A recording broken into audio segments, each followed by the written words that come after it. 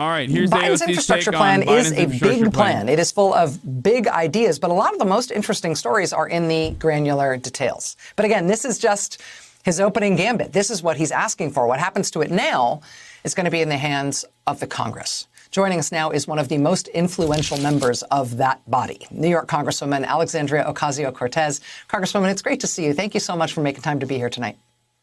Of course. Thank you for having me. So, as I know, you saw the president's speech today, and we've all been reading about and learning about what the president is asking for in this American jobs plan. What do you think of it? You know, I think that the vision that President Biden and the administration has laid out, you're right, has surprised a lot of us in a positive way. And in the detail and the thought that's here, the scope of it is really encouraging, except I think the how, that 2.2 trillion, 2.25 over 8 years, I have serious concerns that it's not enough to realize the very inspiring vision that Biden has advanced. And so I believe that those of us here, especially as progressives within the Democratic Party, we know that there is so much more opportunity here. And in order for us to realize this inspiring vision, we need to go way higher. And that's what's going to help us actually deliver on this really promising and inspiring vision that the president has laid out today. And when you say that it should be bigger, do you want the numbers associated with the things that the president says he wants done just to get bigger, just do more of the things he's saying he wants to do? Or are there whole new categories of policy that you'd like to see folded into this bill that aren't there now? I think there are a couple areas there. One is that, first of all, you know, this is 2.25 trillion over 8 years. For context, because these huge numbers are hard to understand, for context, we passed an almost $2 trillion COVID relief package that's supposed to last us 1 year with some provisions lasting up to 2 years. So the $1,400 stimulus checks, that big package that we felt in our lives, were deployed on a shorter timeline. So I think that if we need to really have some shorter timelines, some urgency, greater urgency in this package. And I think that some of these investments need to be greater. So for example, let's take public housing. This plan, this Build Back Better plan, it advocates for a total national investment of $40 billion in public housing nationwide. Sounds great, right? Except when That's yeah. So there's a lot of parts about this package that is minuscule, and that is one of them. You consider the fact that the New York City public housing system needs $40 billion alone just to get up to code. During the wintertime, people run out of heat. They don't have hot water. They don't have electricity sometimes. There are holes in people's walls. The New York City Public Housing Authority needs $40 billion alone just so that its residents can live in. Dude, what are you guys doing in the chat? Like, chill the fuck out. You're being so fucking weird.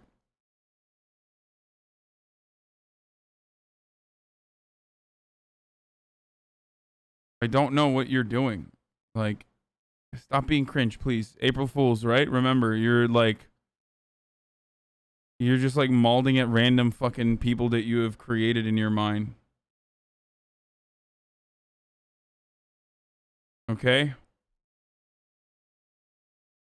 In dignified housing because they've been underinvested in and starved, frankly, by Republican Congresses and in administrations for so long.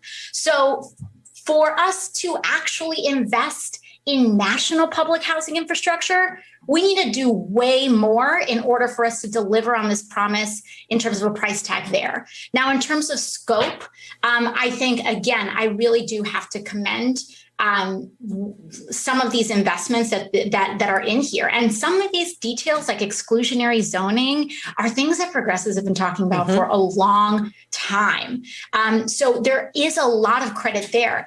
But on climate, we can also go more, we can go deeper, and we can have a more integrated approach in how we push on this issue. Again, I do commend the administration in its scope, but in order for us to meet that vision, I have real concerns that 2.2 trillion isn't actually going to get us there. So we're going to have to make deeper investments to actually renew public housing, to repeal the Fair Cloth Amendment, to increase our housing stock in the United States. And this, at the end of the day, is one of the greatest sources of income inequality in the country. Is there even any climate change policy in this? Yes, of course there's climate change policy. We already talked about it. Yes, there is obviously a fuckload of money in climate change as well. In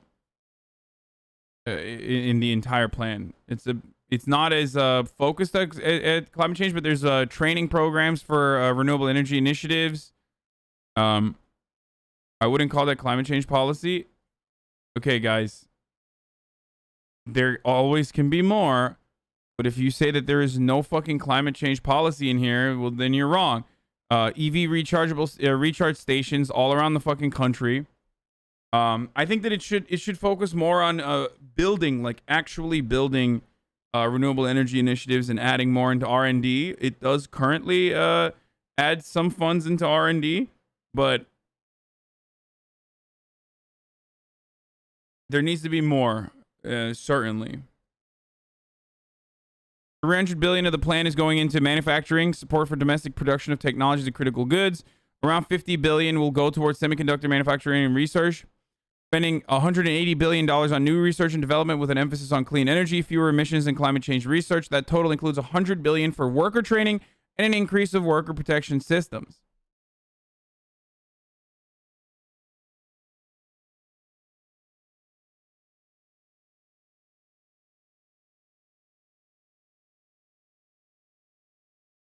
Okay.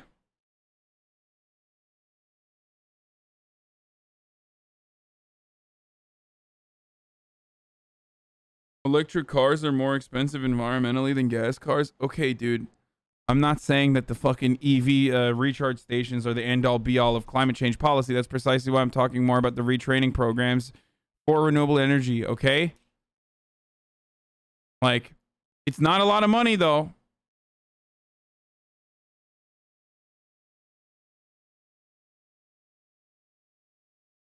And I don't even believe what you're talking about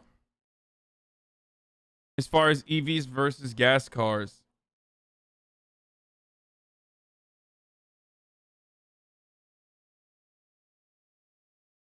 Okay, let's keep going.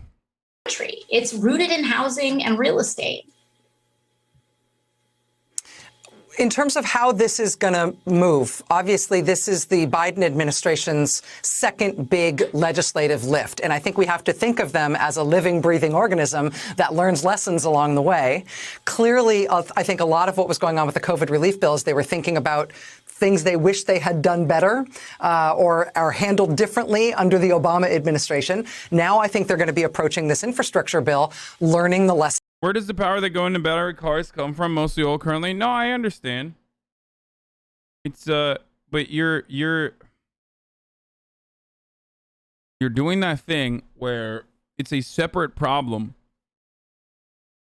You're doing that thing where you address a solution by pointing to a separate problem that they just learned for what happened with COVID relief. And it was, I think, a surprise to many in the Beltway when Joe Biden said for COVID relief he wanted $1.9 trillion. Everybody assumed that would get whittled way down and some much smaller package would ultimately pass. It didn't. It did get cut down a little bit, but not that much. It was basically a $1.9 trillion plan.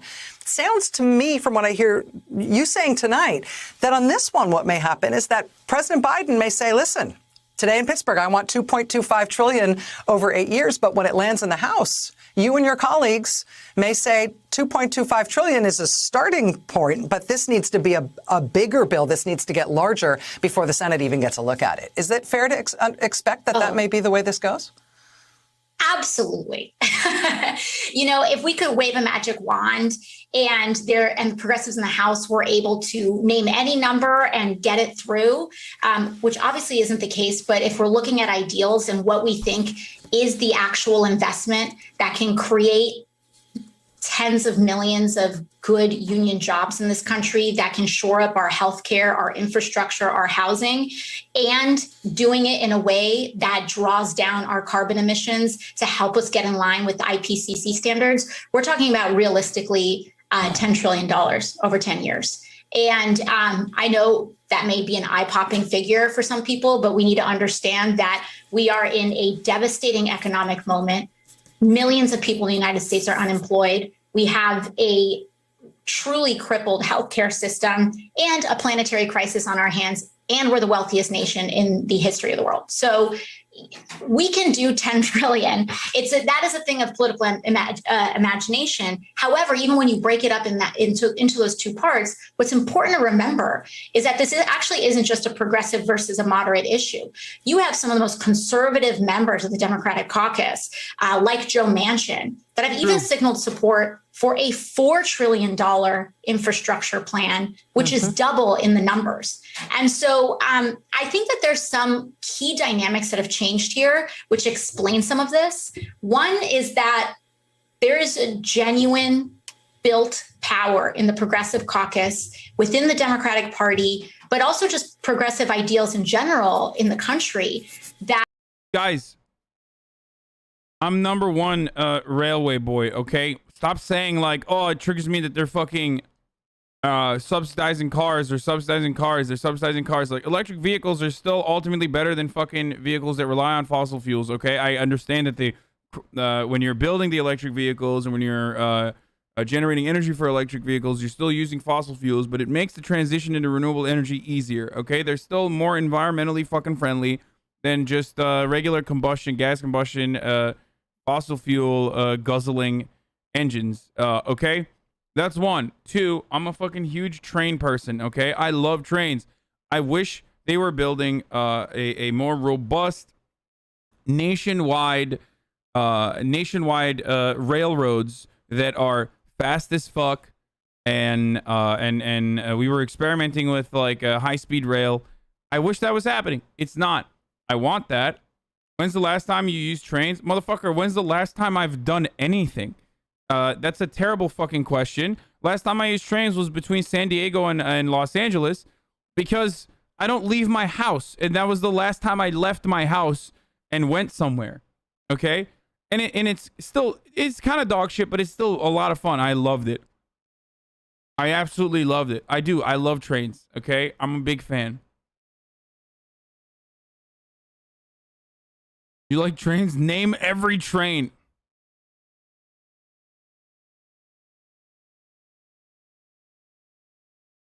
No, trains are fucking great. They're great. They're super great, dude. They are. They're cool as hell. They're way better for the environment.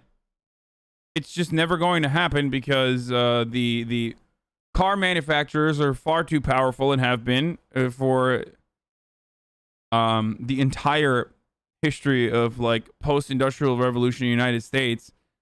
So,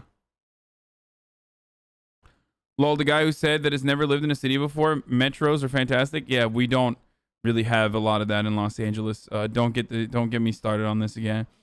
Remember when you almost missed your train with Daff and the Chip? I did miss my train with Daff. I had to go and rent a hotel room and stay the night and then wake up early as fuck in the morning and come back.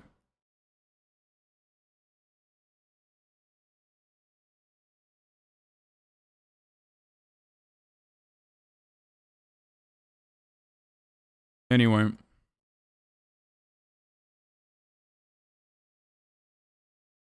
Metrobüse bindin mi? Bindim amına koyayım. That power has built very significantly, and we are in a fundamentally different political moment. But on top of that is that even when you look at what comprises more moderate views in the caucus, economic populism that works and centers working class people is popular. And I think Republicans kind of run on that aesthetic. And I think Democrats, they talk about it, but we actually are about it. So Democrats kind of run on the aesthetic low key as well, or high key run on the aesthetic and not really do anything.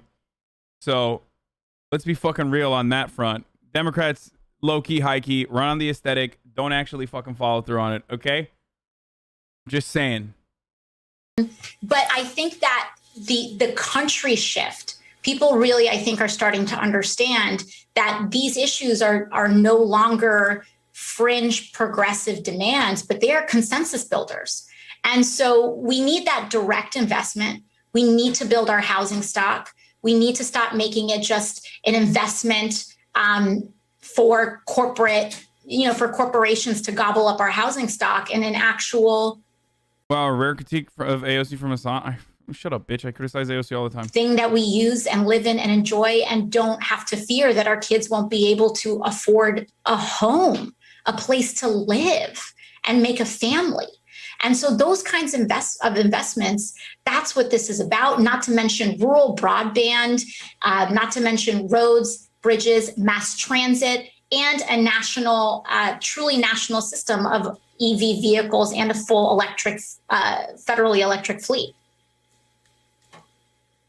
New York Democratic Congresswoman Alexandria Ocasio-Cortez, it is a real pleasure to have you here. Thank